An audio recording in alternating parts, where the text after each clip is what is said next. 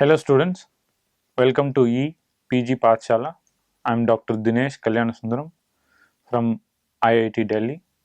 Today we are going to discuss about a module, Fourier transforms. To understand the Fourier transform, its properties and the practical application, these three are going to be the objectives of today's lecture. What is Fourier transform? We earlier saw Laplace transform. Then why do we need Fourier transform? Those are the key questions what we are going to solve today. A Fourier transform, as you know, a word transform itself means it is going from one space to another space. That space, one can be a time space and one can be a frequency space. And why do we need transforms? Well, we need to solve a few things. We need to find a solution, and that's why we need a transform to come to a useful and quick solution. When we have already a Fourier series, then why do we need Fourier transform? Are these two series connected? Are these two properties connected? Now we are going to see what is the relationship. Okay.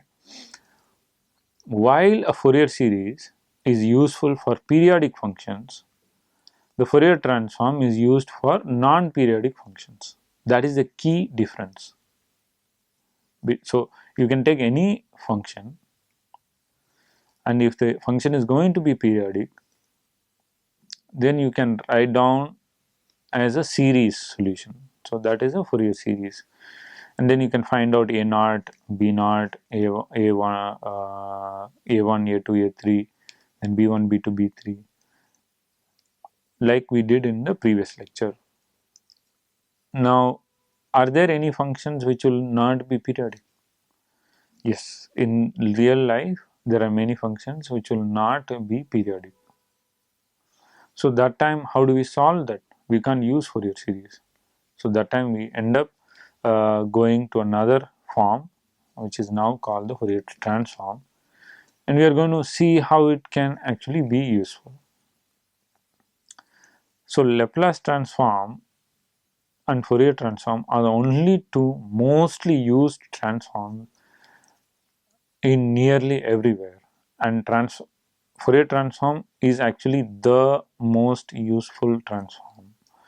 When we talk about material science, when we talk about biology, when we want to find out what is there and what is not there, what is the characteristics of a function, everything is going to be just Fourier transform. Now we need to understand what is a Fourier transform, what it can do. Okay, most of the time what we get is a signal in a time domain, which means we will see a pattern with respect to some time, right? That is the only thing we can record. Now when we record with respect to time domain, we don't know how it is characteristics of anything, so we have to look it up from a different angle. Now that different angle is a frequency, and that frequency, for some reason of physics, it has become a relation, or there is it is a characteristic property of a material. So the moment the frequency is a characteristic material of a material, then we can actually connect it, and then we can relate once we come into the frequency domain. So that is why we are taking a Fourier transform. So Fourier transform essentially converts any signal that a detector is detecting in time domain to frequency domain. Then we can do always an inverse transform to come back to the time domain, and this is always the energy is kind of conserved. So there is always a 1:1 relationship between any particular function of when we convert it by Fourier transform and take an inverse, there is always a 1:1. So in that way there is no false signaling which will happen. Let us define Fourier transform mathematically. What is a Fourier transform? It will become an infinite weighted sum of an infinite number of sinusoids. Okay, because this is the only way we can capture or we can replicate a completely random signal, any random signal. So we are going to see how a square signal can be represented by sum of sinusoids, and we have already done that in the Fourier series also. And similar functions we are going to see how a triangle can be represented. And here, so if f of t is a function, then its Fourier transform mathematical definition is going to be the Fourier transform will always be represented by a capital F. Okay, let us assume the function is a small f of t. So the capital F of small f of t will be integrated between minus infinity to plus infinity. Okay, the function will be multiplied by e power minus I omega t, and it will be integrated with respect to dt. Then once we get that value will be called as f of omega. Omega is the frequency. Initially we had f of t, that will be the function in time domain. Now what is e power minus I omega t? E power I minus omega t is nothing but cos t plus I sin t. I is representing the imaginary value root of minus 1. Now what is the key thing that we learnt in doing Laplace transform? Whenever we multiply by e power minus omega t or e power minus something, it's a exponentially decaying function. So when you multiply and then integrate, this multiplication by e power minus omega t or e power minus any function t or any variable t, and then integrating, it is able to actually capture all the energy related with the function f of t, and that is the beauty of it. This is something which you should not forget. So then once you take an integral like that, you don't really have to go up to infinity, but here we are going to apply the limits as infinity and minus infinity. And then when you solve, you will get the Fourier transform. Now after you get the Fourier transform, you can add different signals. Let's say you get 3-4 signals from different detectors, then you can do a multiplication or addition depending on what you want to do with the signals. Then you want to again find the inverse, right? So you want to find go back to the same original function so that you know that what you've done is right. Then the small f of t will be equal to 1 over 2 pi minus infinity to infinity f of omega times e power I omega t d omega. So this is only the inverse to come back to the function. Okay. So the transform can be represented f of t. So small f of t going to capital F of omega will be called as f, will be denoted by capital F. And when it is the inverse from capital F of omega to small f of t, then we will just say capital F inverse minus 1 to the power of minus 1. Fourier transform. We want to know where Fourier transform can exist. Only condition, and it's the most sufficient condition, that f of t should be absolutely integrable. That is, integral minus infinity to infinity modulus of f of t dt should be less than infinity. This is the condition for existence of Fourier transform, which means when you integrate between limits between anywhere to anywhere and integrate it over time dt, the value should not reach infinity. It should be some sizable number. We want to understand the difference between Fourier series and Fourier transform. So we are going to very minute steps to understand the difference. Let us take a function f of t is cos t. Now case 1, if you write the Fourier series, f of t is equal to a naught by 2 plus sigma n is equal to 1 up to infinity times a n cos 2 pi n t by t plus bn sine 2 pi nt by capital T full brackets. Now for this function we need to find a0, an and bn. Then once you do the whole series, now f of t is equal to cos t. So if you put cos t is equal to a0 by 2 plus the whole right hand side, then you can find a0 is equal to 0, b0 is equal to 0, then an is equal to 0 for n not equal to 1, and a1 is equal to 1, that is an. Then you can write the cos t is equal to the same thing. When you substitute, you will find out it is the same cos t. That means there is only one frequency at omega is equal to 1. We will see the same function. What will happen if we are, by definition, Fourier transform of any function small f will be equal to minus integral to minus infinity to plus infinity f of t e power minus I omega t dt. So instead of f of t, we are supposed to substitute cos t, because that is a function cos t.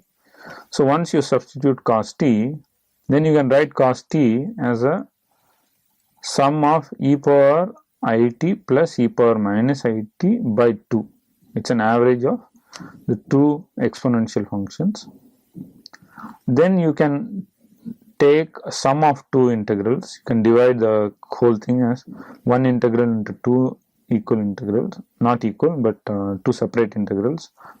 Then you can solve it. Then once you take an integral, you will get the function direct delta omega minus 1 plus direct delta omega plus 1. So if you do an integration of e power minus I omega or omega minus 1 of t dt, then this is the solution. What is a direct delta function? That is very key that we need to understand. A direct delta function is like a very sharp, thin peak. The function will be 0 everywhere else. That is a direct delta function. Now when it says direct delta omega minus 1, that means it is when omega is equal to 1, then the function delta, then there is a sharp peak and the value is 1. When it is direct delta omega plus 1, then omega plus 1 is equal to 0. If we substitute, then omega should be minus 1, and that is when you will have the second frequency. Here when we do Fourier transform of the same function, here we are getting two values of frequency at omega is equal to 1 and omega is equal to minus 1. But since frequency cannot be negative, so effectively it is only one frequency, that is omega is equal to 1. Fourier series versus Fourier transform. Let us see another example too. Let us assume there is a square wave which is repeating as shown in the figure. Now Fourier series for the square function, so you take a f of t, then you calculate the Cn, where Cn will be equal to 1 by t, which is the time period, minus t by 2 to t by 2, f of t e power minus j omega naught nt dt. Then when you solve the function, because it is the value of f of t is just going to be 1, then you will get Cn will be equal to 2 by t sine omega naught n t1 divided by omega naught n, where omega naught will be equal to 2 pi f naught or 2 pi by t. Now let us plot this value of Cn to see the frequency spectrum. Let us see few cases how we can solve this value of Cn. Let us plot it on the graph as shown in the right hand side. Then Cn we can plot it for a time period t is equal to 4 and t1 is equal to 1. Then Cn will be equal to 1 over pi n sine pi n by 2. Plot, we will get something which is shown as in the right hand side.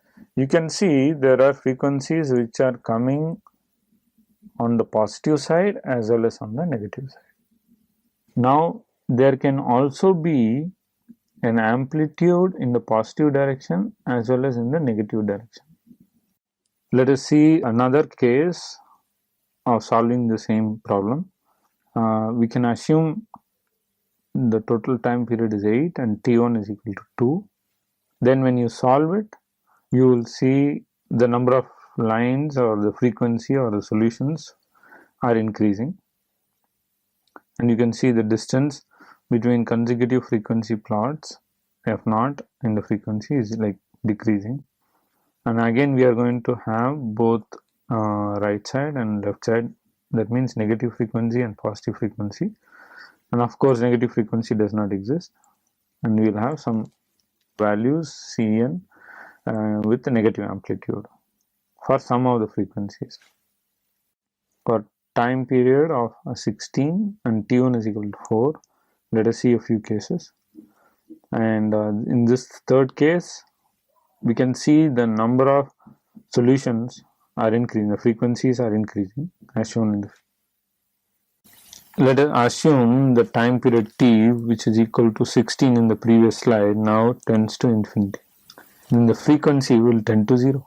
That is, frequency will not repeat itself, and function or signal becomes aperiodic or non-periodic. So for this aperiodic function, Fourier series does not exist. So we go for Fourier transform for the function f of, that is capital F of t, capital F of small f of t, integrated between minus infinity to infinity f of t e power minus I omega t dt. That we will hereafter call it as capital F of omega. Fourier series and Fourier transform. Now we have seen a lot of examples and case studies, and let us summarize what is the difference between Fourier series and Fourier transform. Fourier series, it's a relatively longer process to determine the coefficients a1, a2, a3, b1, b2, b3 and the frequency.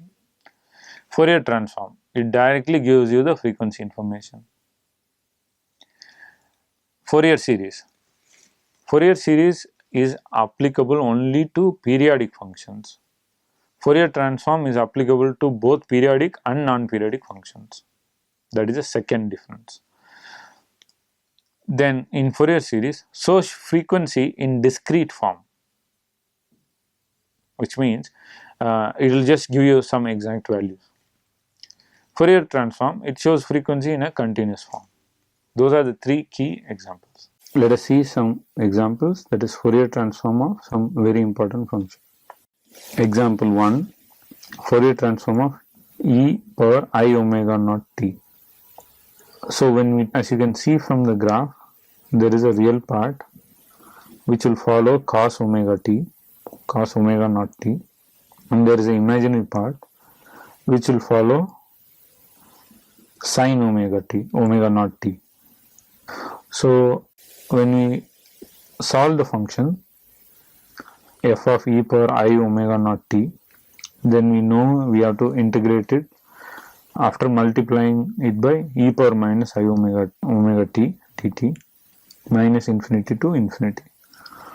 If you remember the Fourier transform, whenever we multiply something e to the power of minus omega or any function t, it has a special property of decreasing exponentially, but it will, when you integrate it, it will try to absorb the whole energy into the integral. So in that way, we need to only do it for a few steps, but the whole message or the energy or whatever is getting conveyed will be conveyed when we are multiplying with e power minus omega something and then integrating it. So that is the same thing we are doing here. So when you multiply with the function I omega naught t, then you can see f of omega will be equal to 2 pi delta omega minus omega naught. What does that mean? at omega is equal to omega naught, the amplitude is 2 pi. Anything which is the value before delta will become the amplitude of the function.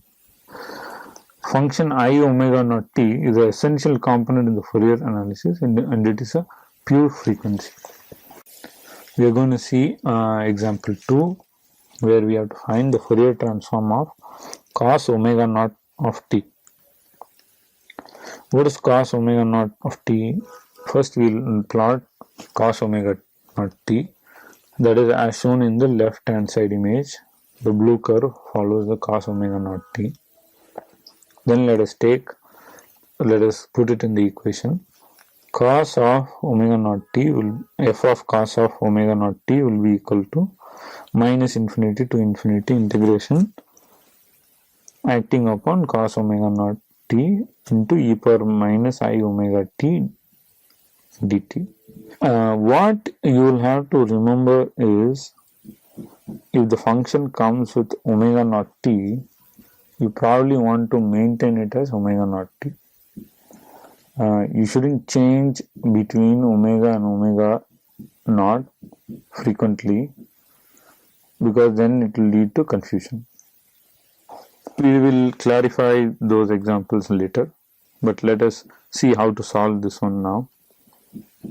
Cos omega naught t can be written as e power I omega naught t plus e power minus I omega naught t average. So that is what we have written.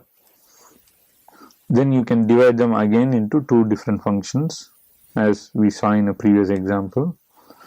Then when you solve this, you will get pi times delta omega minus omega naught plus pi times delta omega plus omega naught.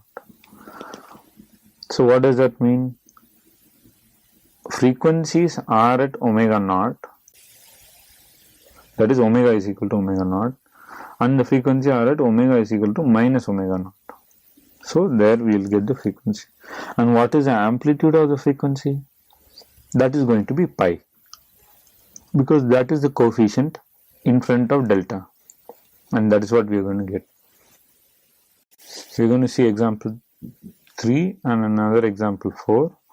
Fourier transform of delta of t and just a constant function 1. So the first one is delta of t. What is delta of t? Delta of t, or direct delta of t, is a sharp function which is existing only at one point, and its value is 0 in others. When you take a Fourier transform, since it has no imaginary part will be 0, and the real part is going to be just 1. When you take a function, a constant function, or a function, here we have assumed the constant is 1, and we take the Fourier transform, then it will just simply be 2 pi delta of omega, and that is shown in the right hand side figure. Again the imaginary part will be 0, real part will be 2 pi. We are going to see the Fourier transform of a rectangular. This is a similar function which we saw previously, and here we are going to assume that t1 is equal to 1 by 2, and that's why you see the square box is between minus 1 by 2 to plus 1 by 2. We know the solution. The solution will be a continuous function, and the imaginary part will be 0. This is what we saw earlier. If you put the value or in the equation, then f of omega will be equal to integrating between minus 1 by 2 to plus 1 by 2 f of t e power minus I omega t dt. Then when you solve it, you will get finally sine of omega by 2 divided by omega by 2. So I would encourage students to go through the steps and try to derive it on your own, so that you will get familiarized by how to do integration in all the other modules. So if you write the function, then the Fourier transform will be equal to sine c omega by 2. Sine c is sine x by x is always known as sine c. Let us see another example, triangular function. So the triangular function instead of the square is going to just have a triangle with a sharp point at value of 1. Now when you take the Fourier transform, it is going to be similar. It's always going to be the frequency, the real part is going to be on the upper side. And the solution is sine c squared x, which is sine squared x by x squared. Let us see how we can play around with this Fourier transforms. Earlier we saw how we can get square waves and stuff by just using just sinusoidal but different frequencies and different amplitudes.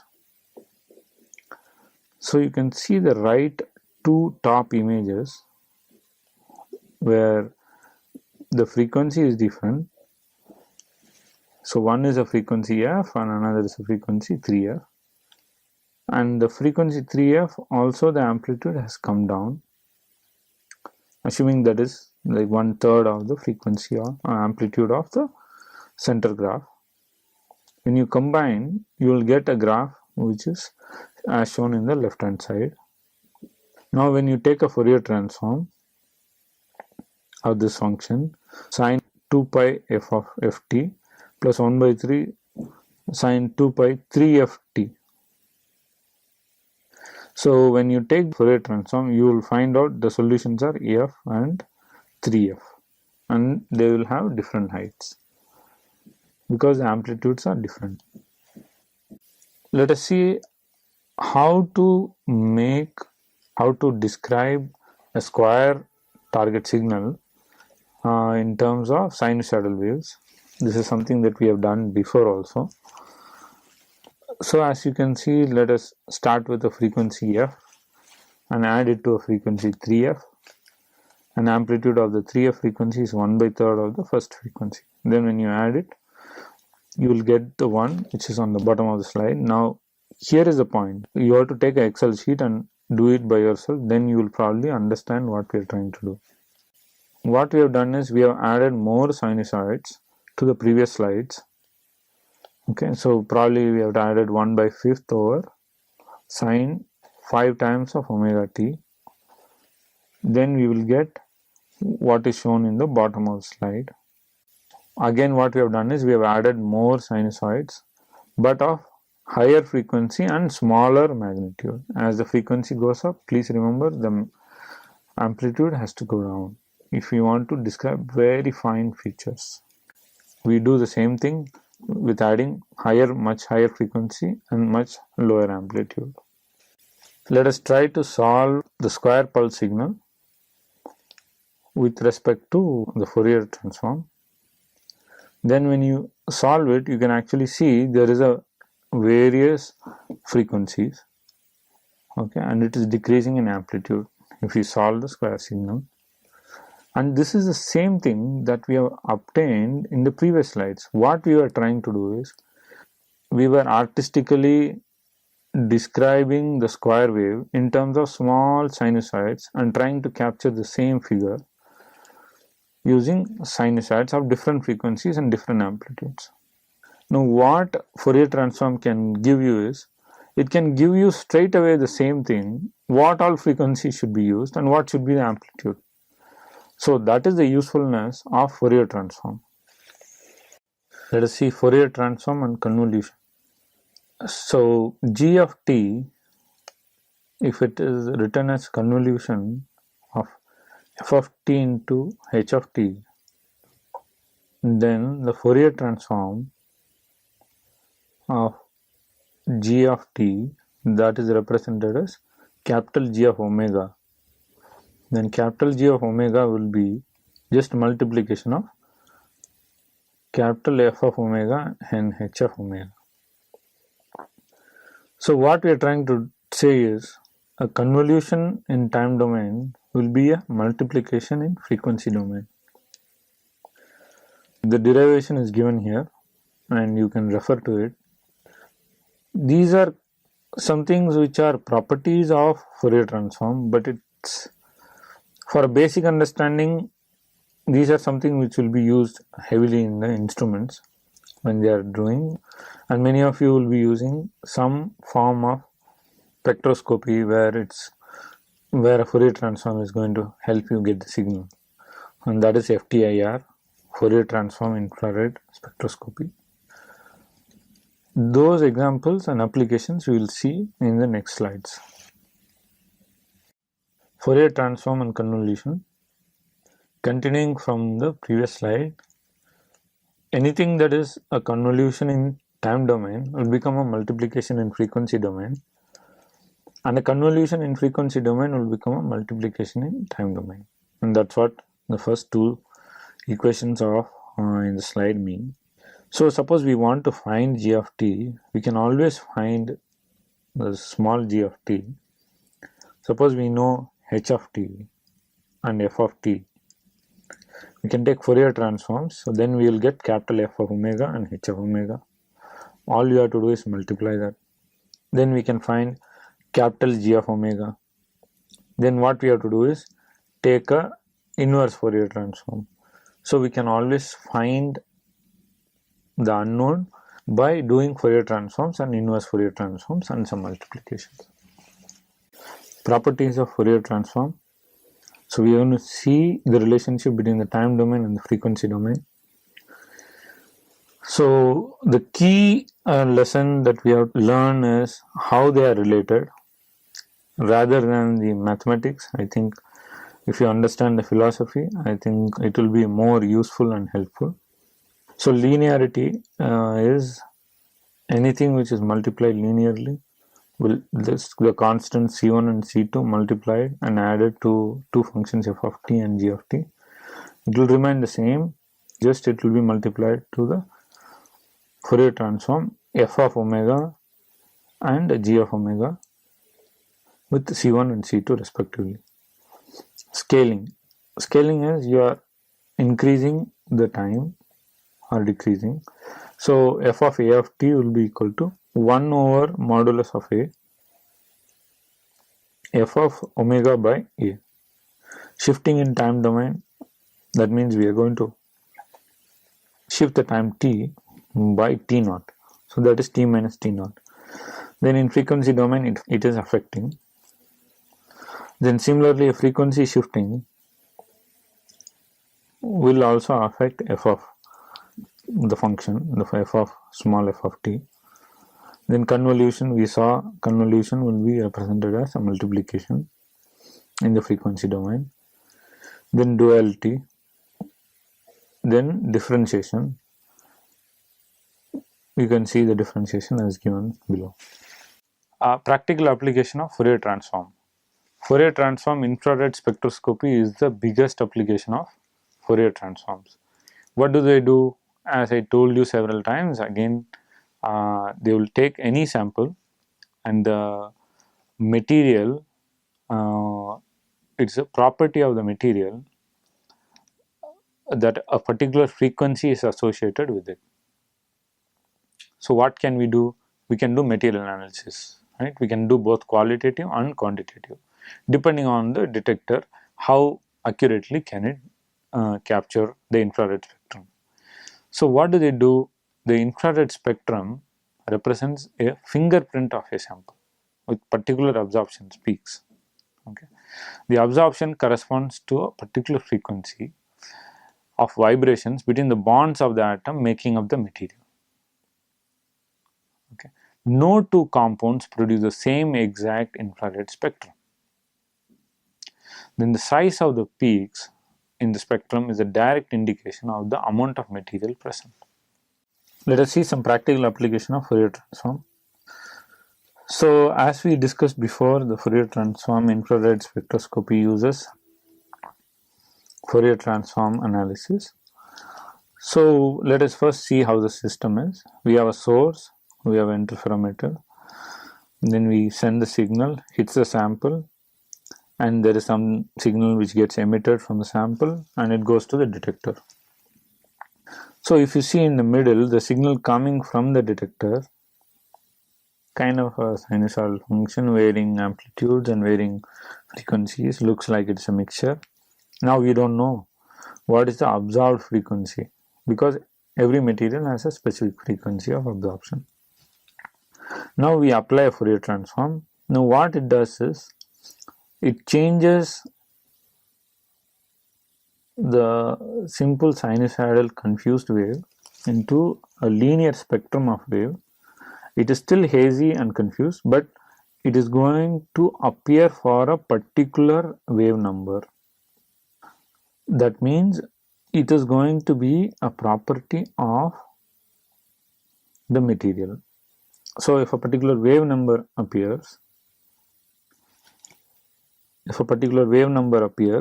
then for a particular material, then you know whether that material is present or not, and with the amplitude you can relatively judge how much it is present. So the wave number has a relationship to the frequency, which I will let you to find out, because if I say everything, then it's not going to be greatly useful. So you'll have to find out what is the relationship.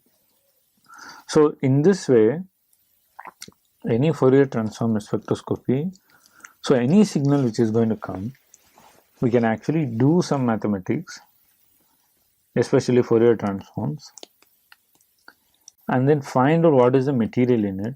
And it is the most extensively used technique in material science, in biology, in nearly every field. Students, let us summarize what we have learned in this module.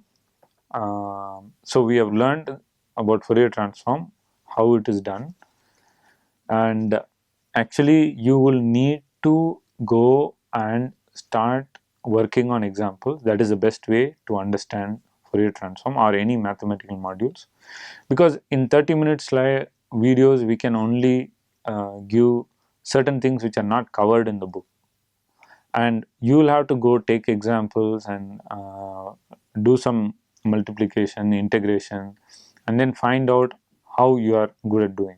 Okay, so in this video we have only covered what is not mostly given in a book for understanding. The goal of this video has been only to apprise you of what and how a transform can be done, but not the integral details. Okay, so you'll have to go and kind of work on it. Okay, so the summary is, the Fourier transform is a very useful tool for handling function which contains information in frequency domain. Then it can handle both periodic and aperiodic functions. Okay, then it is the easiest way to get the frequency spectrum of any signal. It can show a continuous change in the frequency, and this is the way that Fourier transform is very useful. Okay, I hope you have enjoyed the video, and please work on the examples by writing down and then looking at the references that is given in the modules. Thank you.